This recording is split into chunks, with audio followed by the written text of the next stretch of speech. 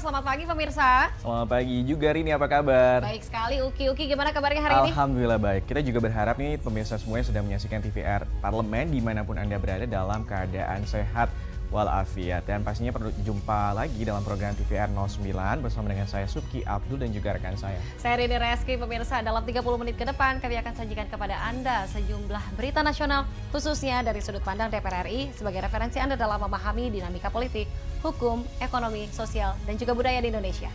Pemirsa TVR Parlemen, inilah TVR 09 edisi hari ini. Lengkapnya.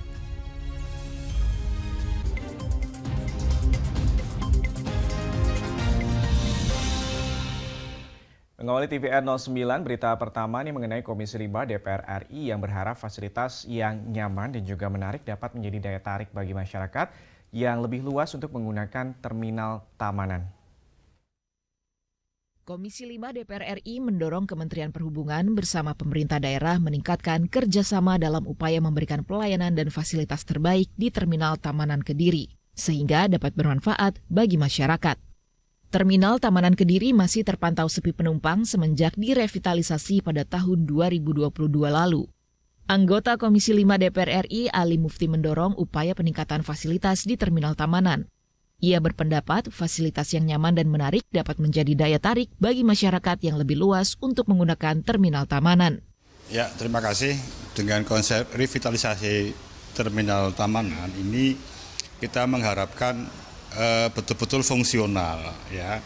Artinya fungsional itu bahwa terminal itu tempat berkumpulnya orang dari berbagai macam struktur masyarakat. Ya, ada pedagang, ada pelajar, ada anak sekolah, ada macam-macam yang itu bisa titik kumpulnya di terminal, yang bisa mengantarkan ke titik yang dia kendaki. Nah, oleh karena itu terminal harus sebagai sebuah tempat yang menarik. Sementara itu, anggota Komisi 5 DPR RI lainnya, Sumail Abdullah berharap, kedepannya sosialisasi terkait Terminal Tamanan kepada masyarakat dapat lebih ditingkatkan. Itu bagaimana sih Pak cara penanganannya? Nah itu yang harus ditertibkan, tentu perlu sosialisasi kan akan manfaat dari terminal itu. Dengan anggaran yang begitu besar, harapannya bahwa memang betul berfungsi untuk sentra atau pusat kemana masyarakat itu mau bepergian. Sosialisasi dari dinas maupun dari kementerian itu juga perlu dilakukan secara aktif. Dadi Ramadan, TVR Parlemen, melaporkan. Baik pemirsa, kita beralih ke berita selanjutnya di sini dalam rangka membangkitkan nilai SDA di dunia industri serta meningkatkan produk unggulan di Nusa Tenggara Timur. Di sini Komisi 10 DPR RI berharap adanya pengembangan pengelolaan sumber daya alam dengan akselerasi penggunaan teknologi, tentunya dalam pembangunan Teknopark di Nusa Tenggara Timur. Komisi 10 DPR RI mendukung penambahan anggaran mutu pendidikan dan pembangunan Teknopark di Nusa Tenggara Timur guna mendorong peningkatan kualitas sumber daya manusia. Anggota Komisi 10 DPR RI Anita Jakobagah menilai pembangunan Teknopark sebagai upaya integrasi antara SMK dengan dunia industri. Ia mendorong pemerintah provinsi membentuk cabang di setiap daerah karena saat ini dinas provinsi hanya ada di kota. Anita berharap adanya sekolah unggulan di Provinsi NTT, khususnya di Daratan Timur, mampu meningkatkan mutu pendidikan ke seluruh wilayah di NTT. Sekolah unggulan, karena di NTT khususnya di Daratan Timur ya. Kalau di Daratan Flores sudah banyak sekolah unggulan, tetapi di Daratan Timur itu belum ada sekolah unggulan. Misalnya seperti SMK. Terus juga tadi Pak Sekda juga minta dibutuhkan yaitu seperti tadi Pak Sekda minta kalau bisa ada anggaran untuk supaya di NTT dibuat Teknopark itu dan nanti dimintanya di Kepulauan Sumba. Terus tadi juga diminta bahwa untuk ke depan pemerintah provinsi akan mengusulkan untuk adanya cabang-cabang dari dinas provinsi. Karena saat ini kan dinas provinsi kan hanya ada di kota provinsi. Nah, misalnya SMA, padahal SMA ini kan ada di semua kabupaten dan kota. Nah, pusatnya itu cuma ada di provinsi. Lebih lanjut, ia berpandangan adanya Teknopark di NTT dapat membangkitkan nilai SMK di dunia industri serta meningkatkan produk unggulan di NTT melalui pengembangan pengelolaan sumber daya alam dengan akselerasi penggunaan teknologi. Dari Nusa Tenggara Timur, Arif Naka, TVR Parlemen, melaporkan. Pemirsa, DPR RI meninjau langsung lokasi pasca ledakan kilang Pertamina Refinery Unit atau RU2 di wilayah Dumai, Provinsi Riau.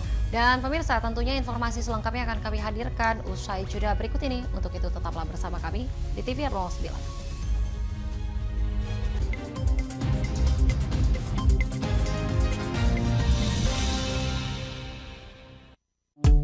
DPR RI memiliki fungsi diplomasi dalam menjalankan politik luar negeri sesuai dengan pasal 116 Undang-Undang MD3. Kontribusi aktif BKSAP DPR RI memainkan peranan penting dalam memenangkan persaingan global melalui IPU, IPA, IPPF, IPA, dan PUIK.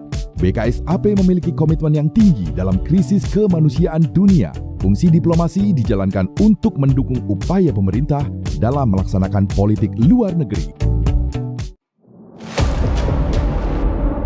Sini ditambang. Konflik yang terjadi, Warga sini tidak mengizinkan. masalah yang tersisihkan menjadi kesenjangan sosial. Ya namanya rakyat kecil gak bisa apa-apa, mau komplain juga gak didengar. Sebab apa? Itu menyangkut isi perut kami semua. Bagaimana memutus keterbatasan untuk didengar?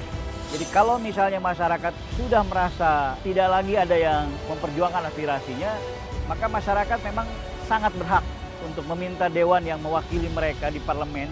Kami menyusuri batas-batas peristiwa, mengurai berbagai polemik yang terjadi, meluruhkan suara-suara marginal, menjadi nyata dalam setiap aspirasi, melaksanakan tugasnya sebagai wakil rakyat. Saksikan Aksi Dewan setiap hari Senin dan Rabu pukul 10.30 waktu Indonesia Barat hanya di TVR Parlemen.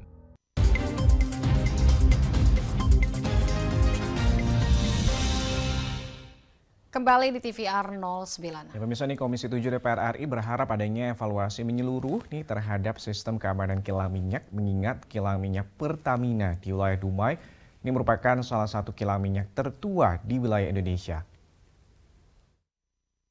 Komisi 7 DPR RI meninjau langsung lokasi pasca ledakan di kilang Pertamina Refinery Unit 2 Dumai, Provinsi Riau. Anggota Komisi 7 DPR RI Sartono mengatakan perlu ada evaluasi menyeluruh terhadap sistem keamanan kilang minyak, mengingat kilang minyak Pertamina Dumai merupakan salah satu kilang minyak tertua di Indonesia yang masih menggunakan peralatan yang belum modern. Tetapi di lapangan kita perlu ada suatu permajaan secara total ya. Ini kan usia kilang ini kan salah satu yang tertua lah di Indonesia, dan juga di era yang sekarang ini ya, digitalisasi ini harus mulai, dan sepertinya sudah dimulai dan ada tahapan-tahapan yang sudah bicara tadi tentang permajaan lah ya, daripada infrastrukturnya begitu. Sementara itu, anggota Komisi 7 DPR RI Diah Nurwitasari menegaskan pentingnya peningkatan dan pemeliharaan dari kilang-kilang di Indonesia agar pasokan energi dapat terjamin. Ia menambahkan kilang Pertamina Dumai yang usianya lebih dari 40 tahun sudah tentu perlu adanya upgrading infrastruktur, baik secara kondisi maupun juga kemampuan dari kilang tersebut. Makanya tadi kita dorong dengan roadmap yang jelas ya. Kalau roadmap yang jelas itu kan nanti akan kelihatan pada saat kapan dibutuhkan biaya berapa gitu ya. Apa yang akan dilakukan. Nah itu kan money follow function ya gitu. Jadi kebutuhan anggaran itu kita lihat dulu mau dikerjain ini apa gitu. Kalau sudah jelas yang akan dikerjakannya, lalu kemudian kebutuhannya seperti apa, tahapannya kayak bagaimana, dan kan kita bisa diskusikan. Dari Provinsi Riau, Aang Nugroho, TVR Parlemen melaporkan. Pimpinan DPR RI menilai keberadaan seni dan juga budaya sangat penting dan juga dapat menjadi tema dalam setiap pembangunan. Dan oleh karena itu pemirsa, pimpinan DPR RI di sini berharap generasi muda mempelajari kesenian tradisional agar tidak tergerus oleh budaya luar. Wakil Ketua DPR RI Muhaimin Iskandar mendukung paguyuban Bambu Aji di Kabupaten Banjarnegara agar senantiasa menjaga kelestarian kesenian tradisional Jawa Tengah, salah satunya seni kuda kepang atau ebek. Generasi muda juga harus belajar kesenian tradisional agar tidak tergerus oleh budaya pop. Gus Muhaimin mengatakan selain memiliki nilai ekonomi, pertunjukan kesenian merupakan salah satu cara masyarakat mencapai kebahagiaan. Di sisi lain, pemerintah juga harus membuat aturan agar lembaga penyiaran tidak terus menyiarkan budaya pop, tetapi juga kesenian tradisional. Nah, jalan cepat untuk kebahagiaan itu melalui seni dan budaya.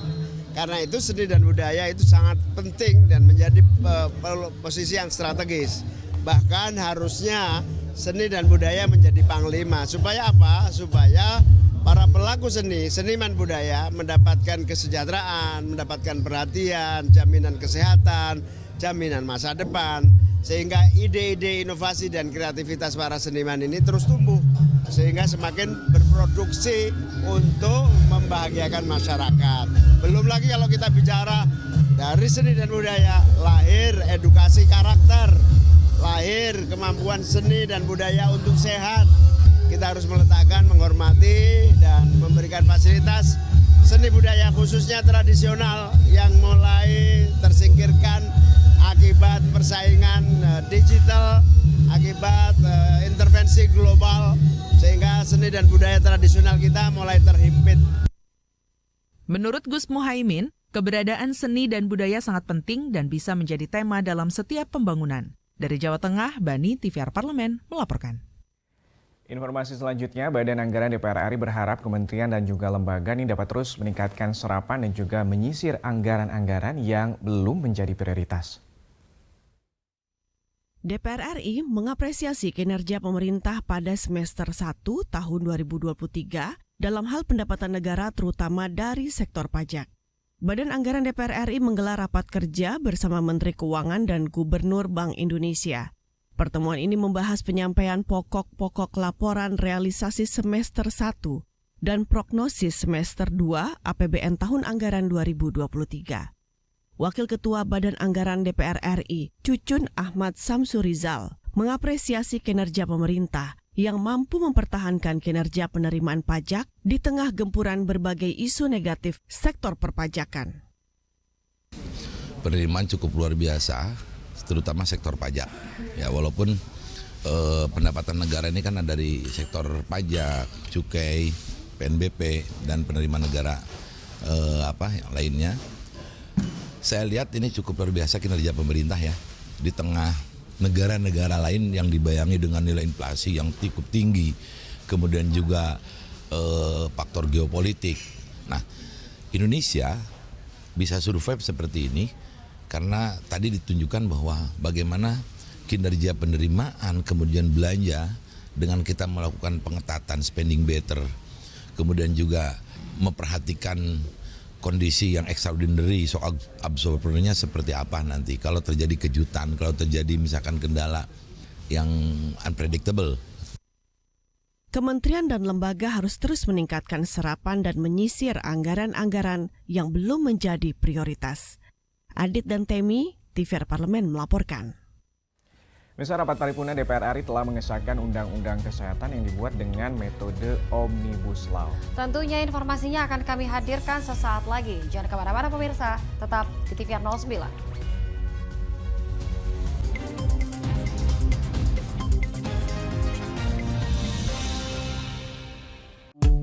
DPR RI memiliki fungsi diplomasi dalam menjalankan politik luar negeri sesuai dengan pasal 116 Undang-Undang MD 3. Kontribusi aktif BKSAP DPR RI memainkan peranan penting dalam memenangkan persaingan global melalui IPU, IPA, IPPF, IPA, dan PUIK. BKSAP memiliki komitmen yang tinggi dalam krisis kemanusiaan dunia. Fungsi diplomasi dijalankan untuk mendukung upaya pemerintah dalam melaksanakan politik luar negeri.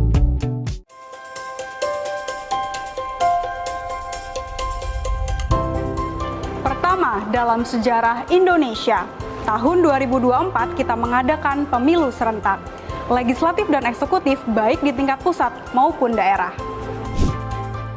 Catat waktunya, Rabu 14 Februari 2024. Untuk pemilihan legislatif, Anda akan memilih anggota DPD, anggota DPR, anggota DPRD Provinsi, dan anggota DPRD Kabupaten atau Kota. Selain pemilu legislatif, Anda juga akan memilih presiden dan wakil presiden loh pemirsa. Di bulan November, tepatnya Rabu 27 November 2024, juga akan diadakan pemilihan kepala daerah atau pilkada serentak. Dalam pilkada nanti, Anda akan memilih gubernur dan wakil gubernur, bupati dan wakil bupati, serta wali kota dan wakil wali kota. Nah, pemirsa sudah tahu kan waktunya? Kini saatnya Anda untuk mempersiapkan diri. Kenali calon-calon wakil rakyat dan pemimpin Anda dengan baik.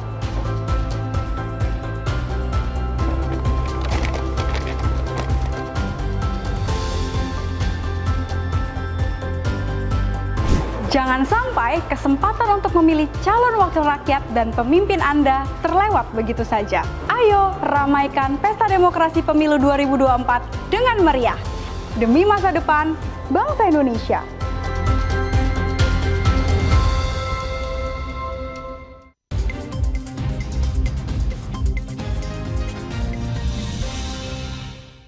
Terima kasih pemirsa, Anda masih setia menyaksikan TVR 09. Ketua DPR RI Puan Maharani memastikan bahwa seluruh hak-hak bagi tenaga kesehatan atau nakes ini tidak akan hilang dalam Undang-Undang Kesehatan yang telah disahkan oleh DPR RI.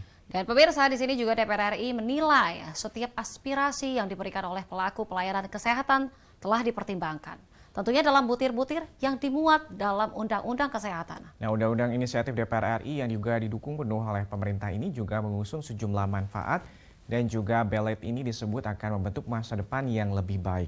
Dan 21 bagi seluruh masyarakat Indonesia. Untuk mengetahui informasi selengkapnya, mari kita simak laporan mendalam yang telah dihimpun oleh tim redaksi TVR Parlemen dalam segmen editorial Parlemen berikut ini.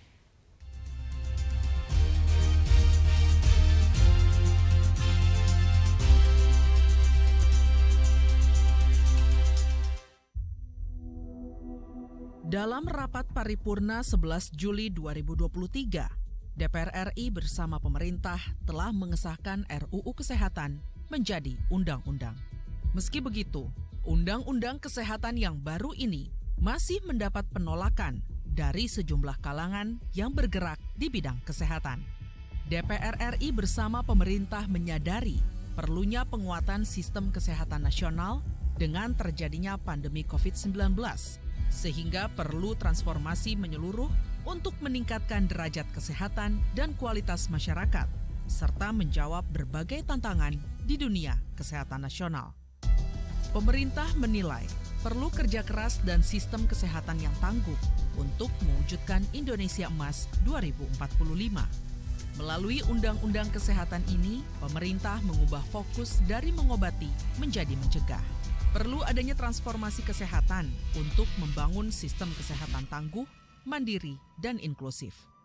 Untuk itu, layanan kesehatan primer perlu dikedepankan sebagai layanan promotif dan preventif, sehingga harus ada standarisasi terhadap layanan primer dan laboratorium kesehatan di seluruh Indonesia. Dari akses layanan kesehatan yang susah menjadi mudah. Pemerintah sepakat dengan DPR RI bahwa diperlukan penguatan pelayanan kesehatan rujukan melalui pemenuhan infrastruktur, sumber daya manusia, sarana prasarana, pemanfaatan teknologi telemedicine, serta pengembangan jejaring pengampuan layanan prioritas dan layanan unggulan nasional bersandar internasional. Dalam perjalanan pembahasan RUU Kesehatan, DPR RI melalui Komisi 9 sudah berupaya membuka ruang seluas-luasnya bagi publik, terutama organisasi-organisasi di sektor kesehatan untuk menyampaikan aspirasi dan masukan. DPR RI juga terus berupaya menjelaskan pada publik untuk menjawab berbagai kekhawatiran atas kehadiran Undang-Undang Kesehatan. Melalui Undang-Undang Kesehatan, DPR RI berpihak pada tenaga kesehatan di dalam negeri, tidak berpihak pada asing, baik tenaga kesehatan asing maupun produk-produk kesehatan. Anggota Komisi 9 DPR RI menegaskan, Undang-Undang Kesehatan tidak mengurangi peran dan kewenangan organisasi profesi kesehatan, melainkan mengarahkan organisasi profesi sesuai marwahnya. Undang-undang ini mengatur instrumen-instrumen yang tidak berbelit dan tidak menghabiskan biaya maupun waktu, serta jaminan perlindungan menyeluruh terhadap nakes mulai dari tahap pendidikan hingga menjalankan praktek. Urusan kami bantu pemerintah bersama teman-teman nakes. Urusan liberalisasi di sini dijawab, kriminalisasi dokter perawat kami juga jaga di sini. Nggak ada tuh namanya orang bisa sentuh dokter perawat tanpa melalui mekanisme internal dia dulu. Dicek dulu apakah memang ini kesalahannya pidana murni, ataukah ini ada urusan profesi yang memang bisa dijelaskan. Kita jaga betul di situ. 6 instrumen ini diatur ulang, jangan sampai tabrakan. Karena kalau benturan merugikan nakesnya sendiri, berbelit-belit, tidak efisien, kosnya mahal, pendidikannya mahal. Ini yang tidak diinginkan oleh negara. Lah kewenangan ini yang dianggap oleh teman-teman OP dipreteli. Ya ini tentu tidak benar. Jadi kita bangun 6 instrumen ini agar berjalan sinergi untuk mendukung tenaga kesehatan kita.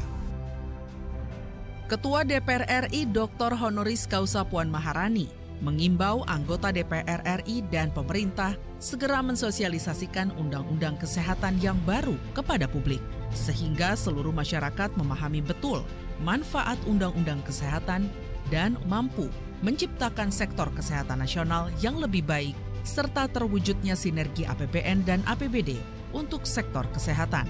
Menurut Puan Maharani, jika ada kelompok masyarakat yang belum puas dengan Undang-Undang Kesehatan, bisa menyampaikan pada pemerintah saat menyusun aturan turunan undang-undang. Karena DPR sudah selesai, nanti yang akan setelah mengundangkan akan mengeluarkan PP adalah Kementerian Kesehatan, bisa memberikan masukan tersebut, aspirasi tersebut kepada pemerintah melalui Kementerian Kesehatan. Namun kalau kemudian merasa atau dianggap hal itu belum cukup, kita kan punya tempat lain untuk kemudian menampung aspirasi tersebut melalui MK. Jadi silakan saja.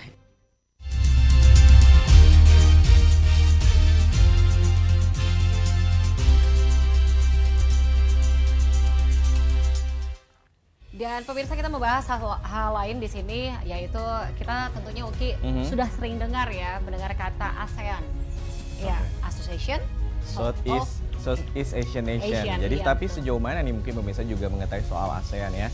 Tadi yang singkatnya dari Association of Southeast Asian Nation, sesuai dengan namanya. Ini ASEAN merupakan kelompok dari negara-negara yang berada di wilayah kawasan Asia Tenggara. Betul sekali. Tentunya ASEAN ini dibentuknya untuk meningkatkan kerjasama antar negara anggotanya dalam bidang ekonomi, politik, maupun sosial. Informasinya selengkapnya akan kami hadirkan pemirsa sesaat lagi. Jangan kemana-mana, tetap di TVR 09.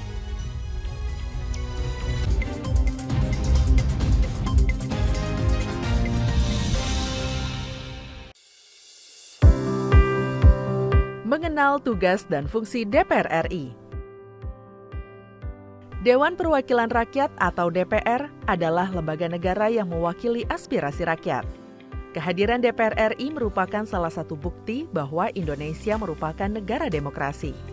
Sebagai salah satu lembaga perwakilan rakyat, apa saja tugas dan fungsi yang diemban DPR RI? Berdasarkan pasal 20A ayat 1 Undang-Undang Dasar 1945, DPR memiliki 3 fungsi, yakni fungsi legislasi, anggaran, dan pengawasan.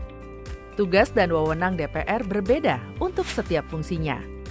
Yang pertama, fungsi legislasi.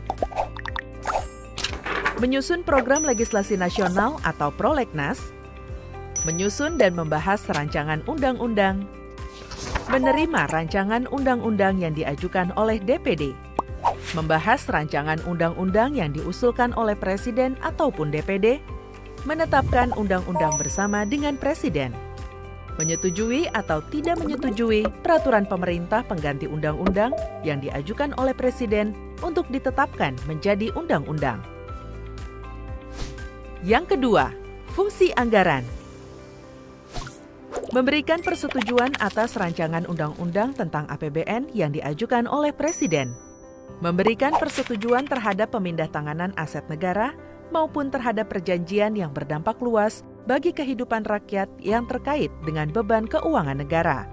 Menindaklanjuti hasil pemeriksaan atas pengelolaan dan tanggung jawab keuangan negara yang disampaikan oleh BPK.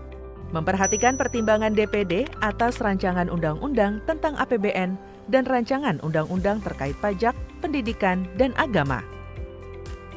Yang ketiga, fungsi pengawasan. fungsi pengawasan, DPR bertugas melakukan pengawasan terhadap pelaksanaan Undang-Undang APBN dan kebijakan pemerintah, serta membahas dan menindaklanjuti hasil pengawasan yang disampaikan oleh DPD. Demikian penjelasan tentang tugas dan fungsi DPR menurut Undang-Undang. Informasi ini dipersembahkan oleh TV dan Radio Parlemen, Biro Pemberitaan Parlemen, dan Sekretariat Jenderal DPR RI.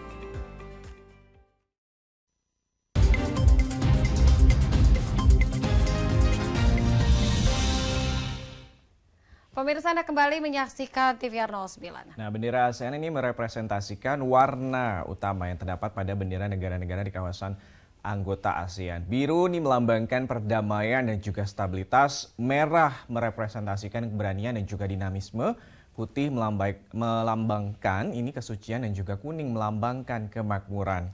Dan pemirsa, tahun ini Indonesia menjadi tuan rumah ASEAN Summit ke-42 dan DPR RI menjadi ketua pada pertemuan parlemen anggota ASEAN pada Agustus 2023. Nah, tanpa berlama-lama mari kita saksikan liputan selengkapnya tentang ASEAN pada segmen Intips, Informasi dan Tips berikut ini.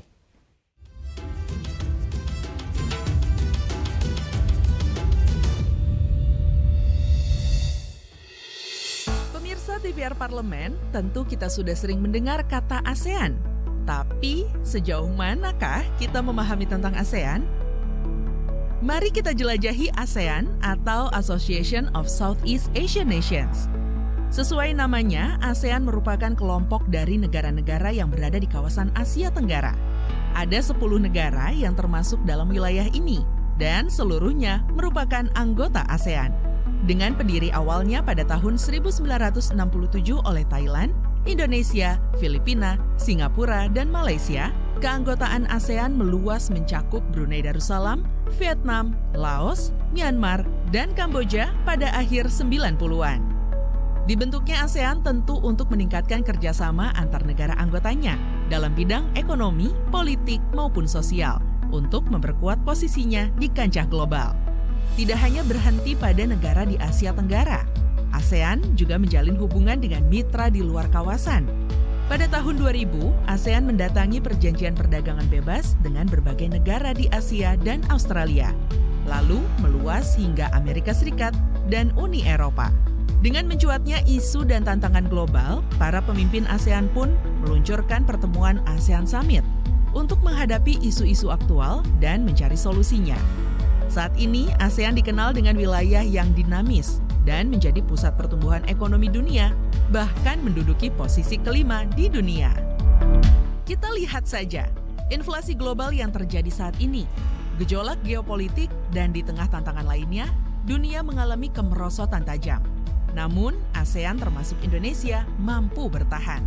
Perdagangan ASEAN bertumbuh signifikan dan inflasi pun tetap terjaga. Pemirsa, ASEAN berpedoman pada 3 pilar. Pilar pertama adalah komunitas politik dan keamanan, yang berfokus dalam mempertahankan perdamaian dan stabilitas di antara negara-negara anggota. Pilar kedua adalah komunitas ekonomi, berupaya membentuk pasar domestik yang kuat di ASEAN. Pilar ketiga, komunitas sosial dan budaya, menyoroti pentingnya pembangunan sosial dan budaya dan berupaya meningkatkan kolaborasi dalam bidang pendidikan, kesehatan, dan pemahaman budaya. Pemirsa, mari kita bahas bendera ASEAN. Melambangkan ke-10 negara dan dukungan di antara negara-negara anggota. Warna-warna bendera yaitu biru, merah, putih, dan kuning merepresentasikan warna utama yang terdapat pada bendera negara-negara anggota ASEAN.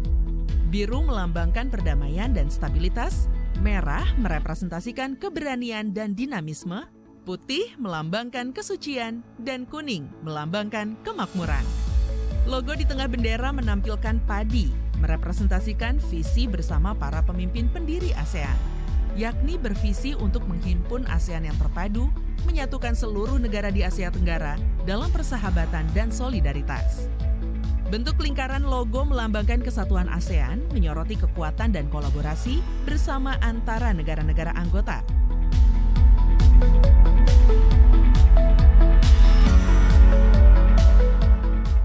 Pemirsa, tahun ini Indonesia menjadi tuan rumah ASEAN Summit ke-42 dan DPR RI menjadi ketua pada pertemuan parlemen anggota ASEAN pada Agustus 2023. Kini kita sudah paham ya apa itu ASEAN dan peran besar bagi negara-negara anggotanya termasuk Indonesia.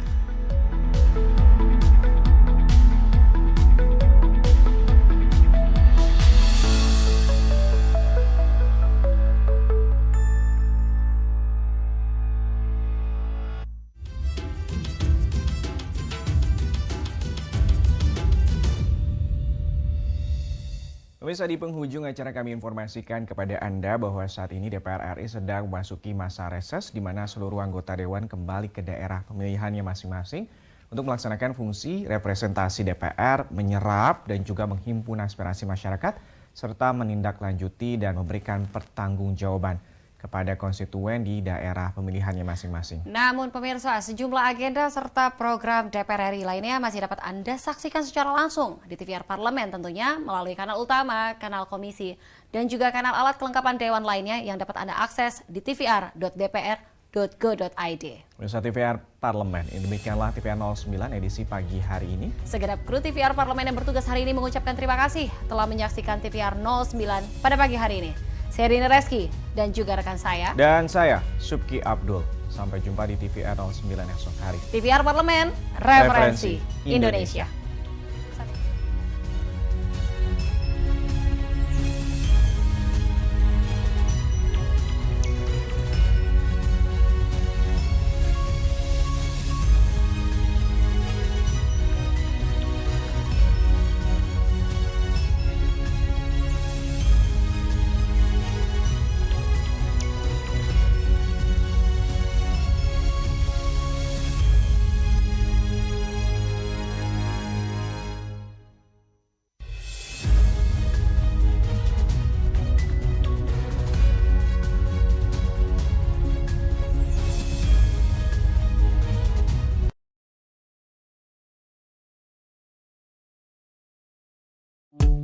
DPR RI memiliki fungsi diplomasi dalam menjalankan politik luar negeri sesuai dengan pasal 116 Undang-Undang MD3. Kontribusi aktif